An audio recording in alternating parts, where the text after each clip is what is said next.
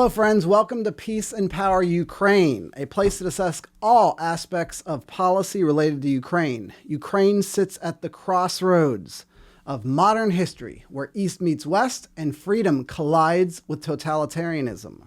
Thank you for joining us during these unprecedented times as we continue to struggle with meaningful peace negotiations between the United States, Ukraine, Europe, challenging the entire world.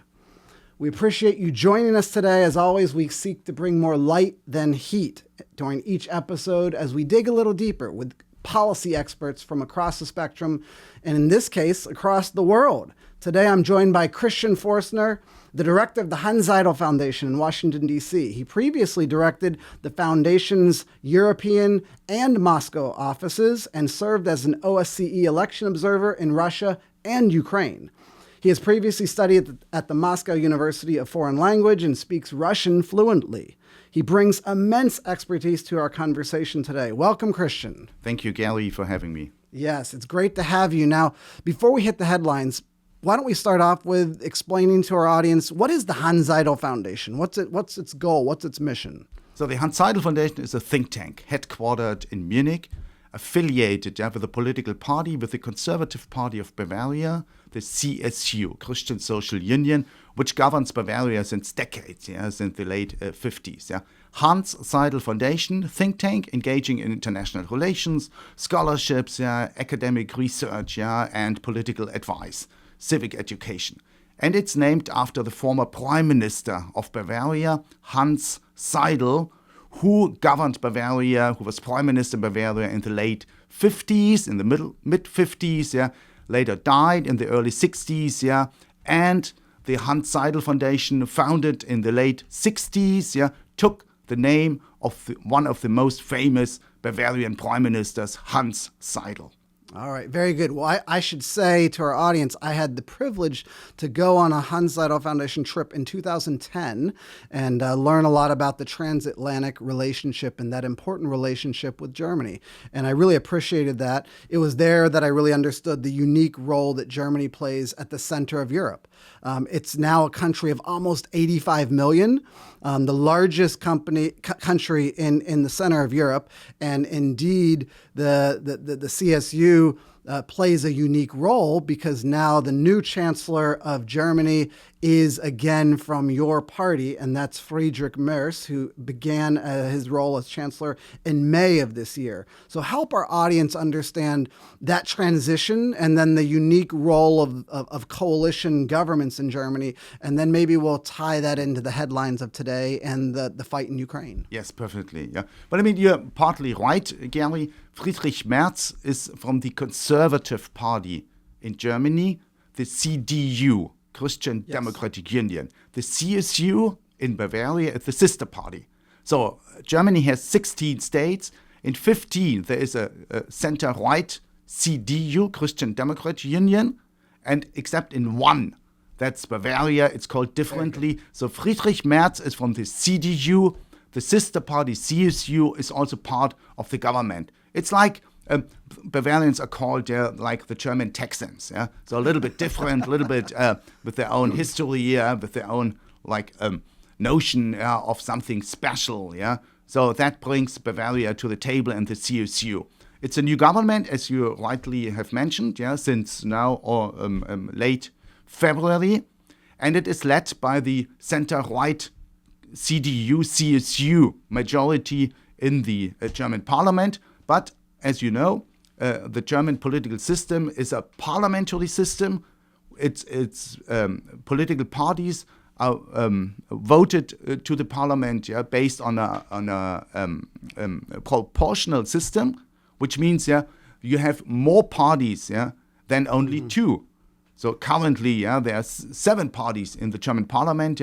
So you need coalition partners. And the current government consists of the center-right, CDU-CSU, and the center-left, the SPD, the Social Democratic Party. It's a new start because it's more centric in its policy approach. And with the Chancellor Friedrich Merz, it's kind of a new start of German politics in 3 areas. First, economy and competitiveness.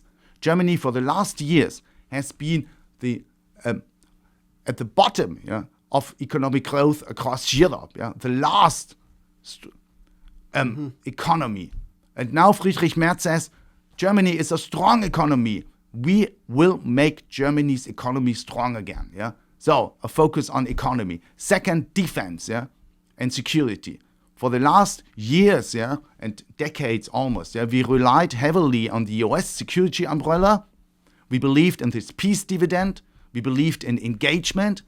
And now we see, and we underinvested, yeah, in our own defense. Yeah? And now Friedrich Merz brings it back and says, that's our core responsibility to be able to defend ourselves. He invests more. He makes sure that Germany invests more in its own security.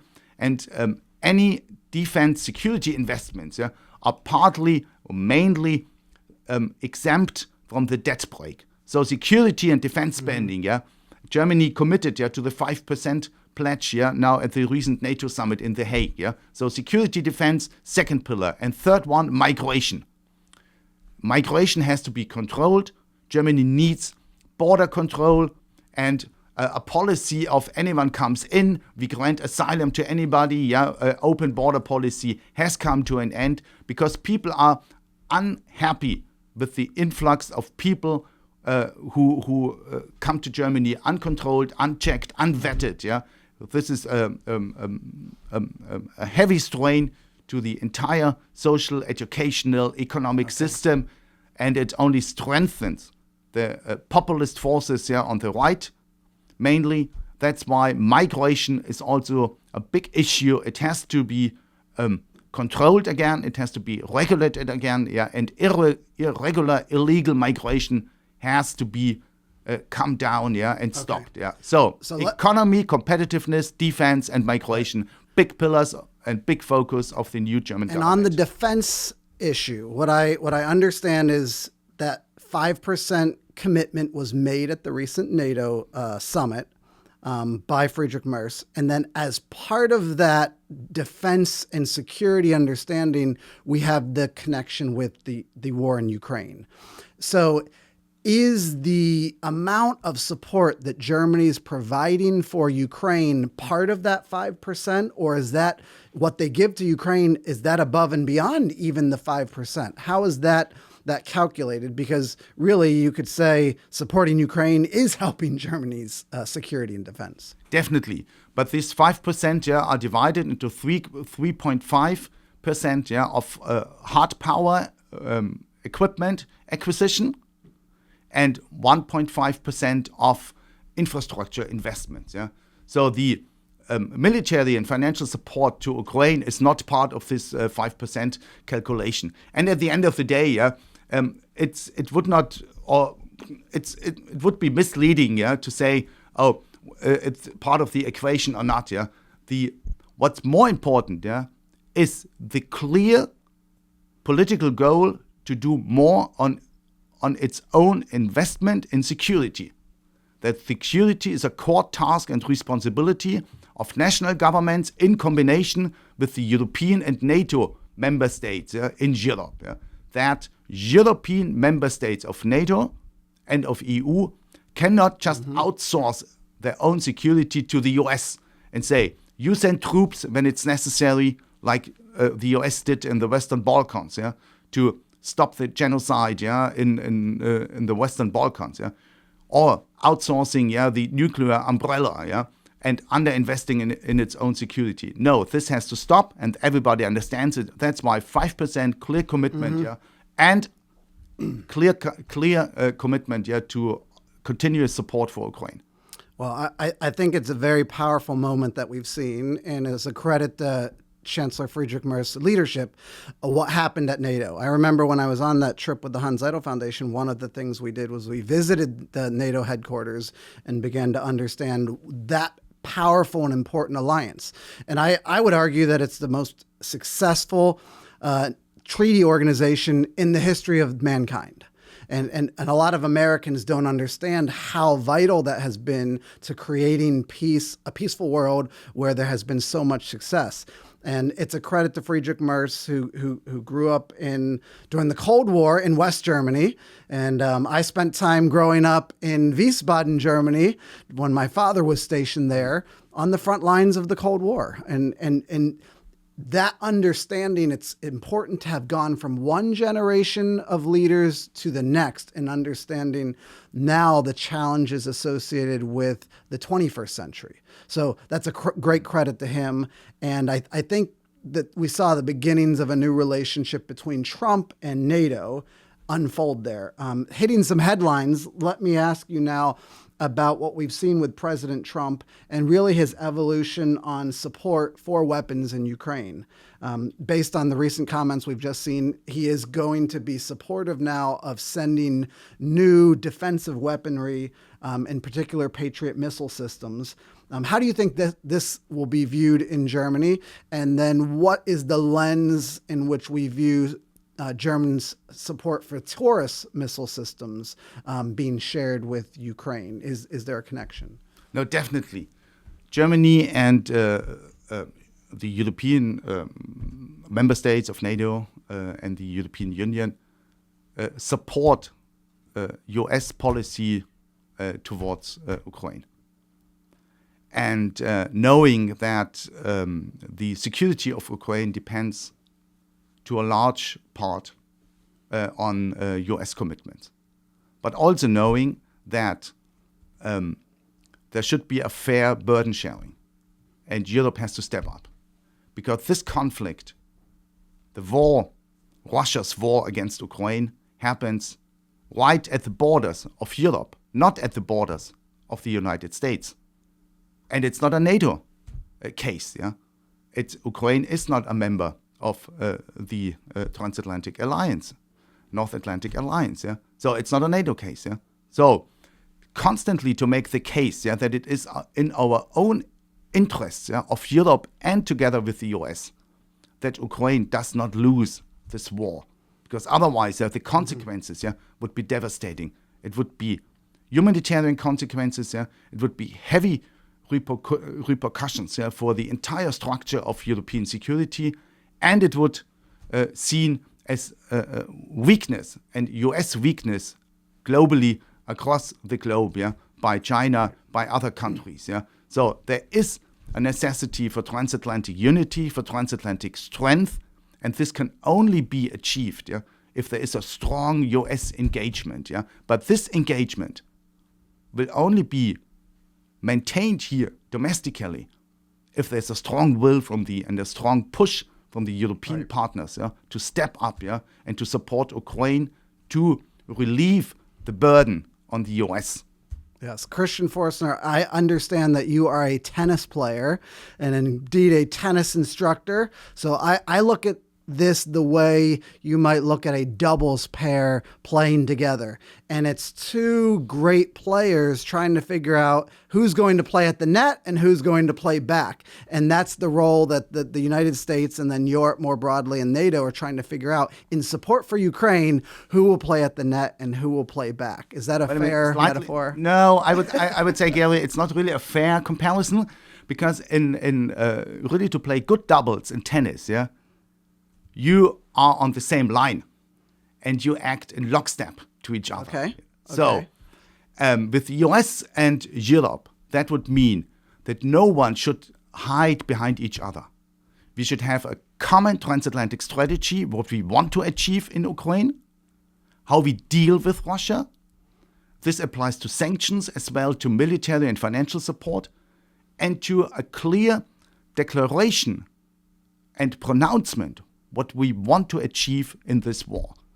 And we don't want to prolong this war of attrition, but we should clearly announce we don't want Russia to win, and we will never let Ukraine lose. We want Ukraine to win this war, because this is the country attacked by an aggressor, and that is what's needed, transatlantic unity, which is also a sign of transatlantic strength.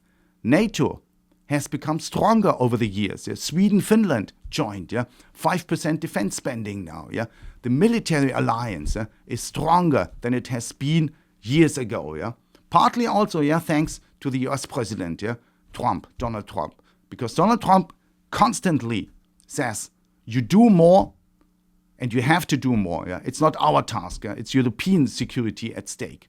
And I cannot sell it to my US constituents that you do not enough, but expect it from us, the US, to do more. No, that is not what's here to the US domestic audience, really a selling point for NATO. So this Donald Trump has made clear over the years, and he has and he deserves full credit for NATO stepping up to the really task of defending European security and maintaining European security. Very good point. I think that's an important place to consider. There's been this military agreement with the NATO 5% and now with more support for defensive measures. Now the economic component. That's the other part. Chancellor Merz has been known as a financial leader within European circles for years. Do you think that as he's reading the tea leaves, he maybe sees that there is Russian economic weakness coming? There's a lot of signals coming out of Russia from his own economic ministers have pointed out that there's serious signs of economic malaise and that the Russian system cannot maintain the last couple of years what they've been doing with this military machine. Is this a moment that Chancellor Merz can really play a leadership role from a financial perspective, sanctions on Russia, those kinds of things? I think definitely sanctions have an impact and they weaken the Russian economy. But do they weaken the Russian economy to a point that the Putin regime will change course? That's a big question. Sanctions usually work in the midterm, in the long term. But to end and stop the war in Ukraine, will sanctions be the biggest tool we have in place? I would doubt it. But sanctions still should be applied to Russia, because Russia is the aggressor. The Putin regime has started this war unprovoked, and there has to be a responsibility and accountability. And our way to react is to weaken in the long term, in the midterm, the Russian economy. Will it lead to regime change? And we don't aim at regime change. What we want from Russia is recognition of the independence and sovereignty of new states which belonged former to the Soviet Union, but the Soviet Union ceased to exist, and it's a new situation in Europe, with the people in those countries demanding their own liberty, demanding their freedom, expressing their political wills, and this Russia and Putin have to accept, that there is an independent will of free people in their surroundings. It's not the Russian world anymore, Right. Which will be and can be dictated from Moscow, from the Kremlin, from the former Soviet Communist Party. Now it's the Putin Party, however you want to call it. But it's a new reality. There are new free people expressing their freedom, their liberty, their wish for good governance, and they deserve our support. And this, the Kremlin has to accept and respect the sovereignty and independence of these states. Would that mean regime change? That's up to the Russian people how they want to be governed. But we expect from the Russian leadership resign from any imperialistic ambitions, like the Soviet Union had over centuries. Yes, very good point. If sanctions are a part of the package, the tools that we use, let me ask about the shadow fleet. There has been this effort by the Russian government to get around sanctions by having the shadow fleet of theirs, unmarked vessels, bringing their energy exports out of the country, skirting the rules that have been in place. Is there something more that can be done on that front, whether it's Germany taking the lead and helping European leaders establish some new protocols and some new techniques? What can be done? Because it seems that energy infrastructure, that's ultimately what's holding up the Russian economy and the war machine. Definitely. Russia is still like we used to say, it's a gas station with nukes. So it's heavily dependent, on energy resources, on mineral resources, on fossil fuel resources, So sanctions are needed. It's a necessity. I think we should have a common sanction strategy between the US and the European Union, but we should engage more to talk to the so-called global south, to other countries, that help circumvent Russia, these sanctions, countries that buy energy exports from Russia, stepping in, replacing markets which Russia has lost in Western Europe, but now selling energy to India, China, Middle East countries. So we should talk to these countries, making clear the case that what happens in Ukraine with Russia's unprovoked war against Ukraine is way more than a regional conflict. It's destabilizing the entire our understanding of how sovereign states act between each other. It's not the right of the might that you just conquer weaker states. No, there have to be rules. There have to be an international system with respect to independence and sovereignty. And this is a brutal Russian regime which constantly ignores these basic understandings of international relations. And this dialogue has to be intensified with countries which are partly neutral, because they say that's a conflict in Europe.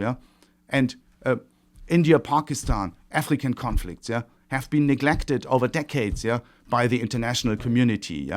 But of course, there's always a level of comparison which understandable from the individual perspective, but it doesn't lead to anywhere.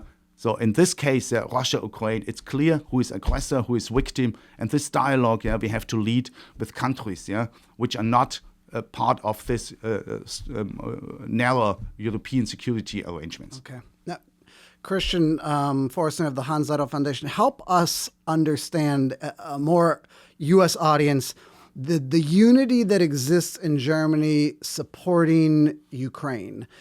There is a broad consensus, but of course, then there is a far-right element that seems to be echoing here in the U.S. The crazy voices like Tucker Carlson, who are increasingly losing credibility. There are some of those voices in Germany. Help our audience understand who is that and what are they pushing to try to undermine support for Ukraine. Perfectly. Three points on this. First, the hardcore right-wing populists. AfD, in Germany it's called Alternative for Germany. First, they are elected for domestic reasons. It's frustration of the state of politics in Germany, migration, slow economic growth, inflation, housing issues. So this frustration over the domestic political situation is benefiting the Alternative for Germany. So there are nationalists, populists, and they see kind of a similarity with the Kremlin dictator Putin, who is also a nationalist, a Russia first nationalist, against integration, against European international cooperation, against a supranational security alliance, like NATO. Putin is all against this, and the nationalists, which are elected for domestic reasons, but sympathize with Putin for nationalistic reasons. And second, which is also important for a US audience, Putin is heavily anti-America. He wanted always to push out America from Europe, to weaken the Transatlantic alliance, to weaken our Western common interest-based and values-based community.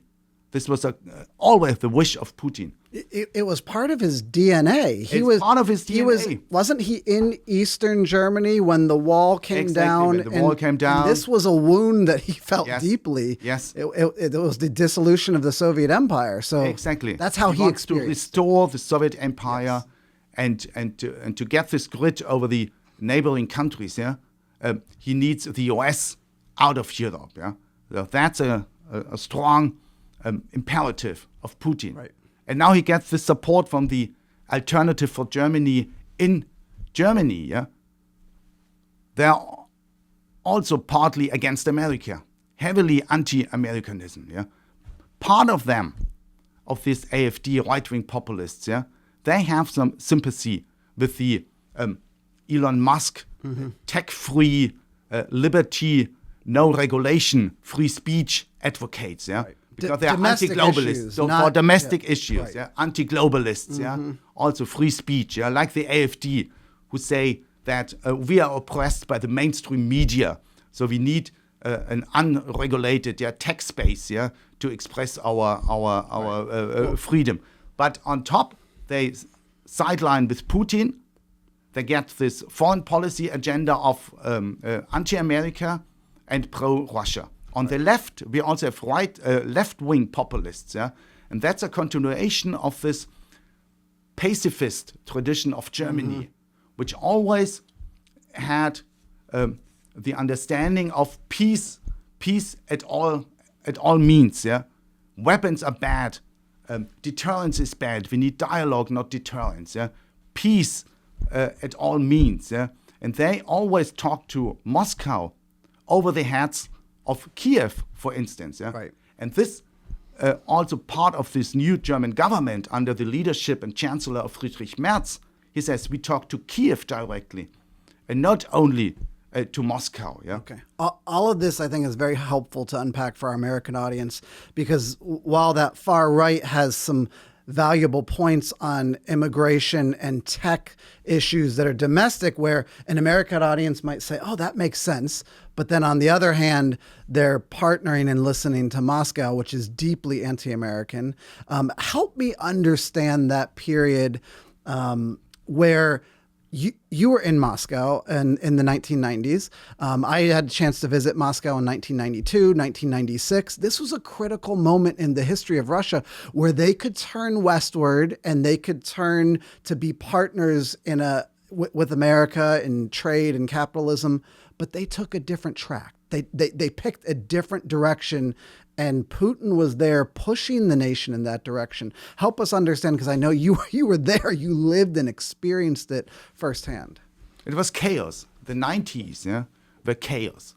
So people were happy, most people were happy when this oppressive regime fell apart, the Soviet Union. And they hoped for liberty, freedom, and economic prosperity. But what they got is neither prosperity nor freedom, because they had a class of oligarchs who immediately understood now it's the time to grab private property. And they privatized the former state enterprises, yeah, and they emerged as a class of super oligarchs, and they expanded their power from the economy also into politics, yeah, because the political leadership needed support either financially or in media. So the oligarchs also understood that the public opinion, yeah, is a key asset. Yeah, so they bought newspapers and TV stations. Yeah? So there were economic oligarchs, yeah, and media oligarchs, yeah, and the political leadership, yeah, then needed them, yeah, to win elections, yeah, and the public perceived all the 90s as chaos, economic recession, super inflation, and then the fault line, yeah, in 98, yeah, the default. So they never experienced, like the Germans, for instance, experienced after World War II, that democracy and prosperity go in lockstep. you can have it both. The Russians hoped for both, and they got nothing in the 90s. Yeah? That's why they said, we need a strong man on top. And they voted for Putin, who promised, I bring order, stability, and I'm going to reign into these oligarchs. Yeah? And then he became an oligarch himself. Yeah? Right. He sidelined the oligarchs. He jailed some of them. He killed some of them. And he became the main oligarch himself, the KGB officer who suddenly rose to the top of the power hierarchy in Russia and is there already now for 25 years. It's a quarter of a century, yeah, and no sign of ever handing over power to anyone else. Yeah, yeah. I think that's an important story to unpack. Our audience has to know that when you go back, there was this moment in time where you could almost see that Russia could go a different direction, and they didn't. And maybe they needed a Konrad Adenauer to lead them. They needed voices like that, and instead they turned to the strongman Putin. And the world has not been the same since then, and we are now seeing the impacts with hundreds of thousands of dead in Ukraine. The chance for peace seems like it's not coming anytime soon. At the time of this recording, there is no peace process that's unfolding. Our hope is that maybe there could be a new source to bring peace negotiations back. Just this week, we have President Zelensky, who has met with the Pope, and this new Pope has said he would love to open the Rome for negotiations, for peace negotiations, to bring together all parties. I don't have a lot of optimism at the moment. I wonder, though, do you have any optimism? Do you have any signs that to give our audience that maybe there could be a real chance for peace, and maybe it goes through this Pope? Definitely.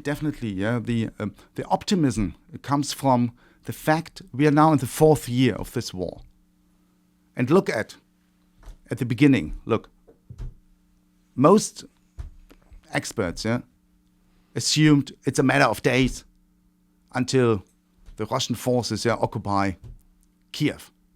But they couldn't. It's now the 4th year. Ukraine is pushing back, is holding the line, and is more successful than we ever expected it when this war broke out, when Russia started the war. So that's a sign of optimism. Yeah? Even during those now 3 and more plus years, yeah, even Ukraine didn't get everything, yeah, what they needed, what they requested, yeah, because we were hesitant, yeah.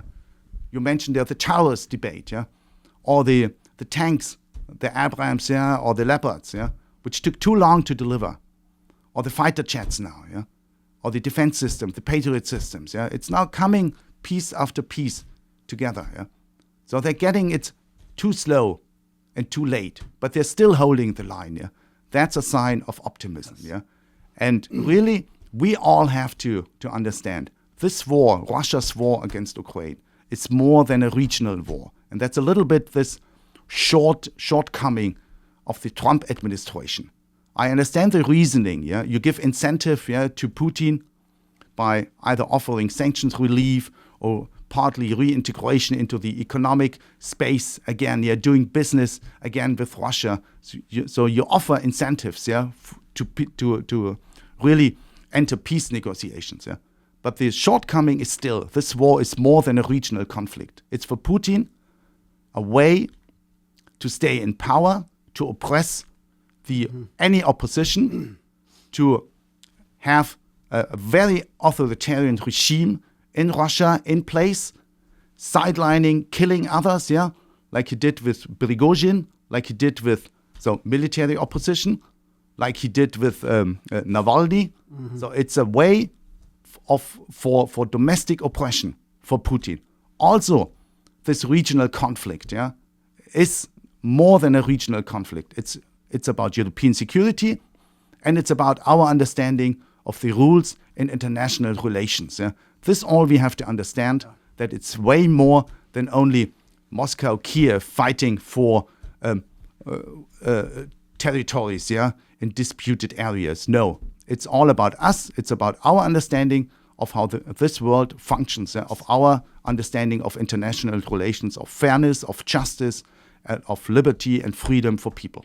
That's well said. The impacts are worldwide. It's not just something that matters to Germany or to NATO or to Europe. It's really something that impacts the entire world. The Chinese are watching this conflict unfold very closely. Everyone is, I guess I would say my optimism is that, I pray that this new pope could play some sort of a role. He's already had a powerful voice in speaking to the children that have been abducted from Ukraine's occupied territories and taken to Russia for re-education. The Yale labs just said that number is not 19,000. It's more like 35,000 children that have been abducted. And this pope has been speaking to that already. So let's hope that maybe he can play an important role there. I'll just ask you as we close this time, if there's one thing that you did not get to share that you'd like to make sure that we understand as we close out today, what might that be? We have to step up, understand where we are, not only in this conflict, but globally in a world of instability, that we have to preserve our Western transatlantic unity. We do it partly and successfully in security terms, but we don't do it in economic terms. We're still far away from the transatlantic economic space. We see it with the tariff policy of the Trump administration, which weakens Europe in a time when Europe has to step up. So it should be in lockstep, to say, Europe, you do more. We support you doing more. We think we together, the US and Europe, we are stronger in a world which is partly hostile to us, which we have to preserve, as we know this transatlantic community, and we want to make Europe successful or coping with these challenges successfully, but not weaken Europe, with our tariff policy. We understand the grievances which have been accumulated over the last decades. We understand this notion that many in America see, we are ripped off. They're not doing and not helping us. They're not doing their fair share. But I think now, and certainly with this new German leadership, with the new European leadership, there are new times in Europe.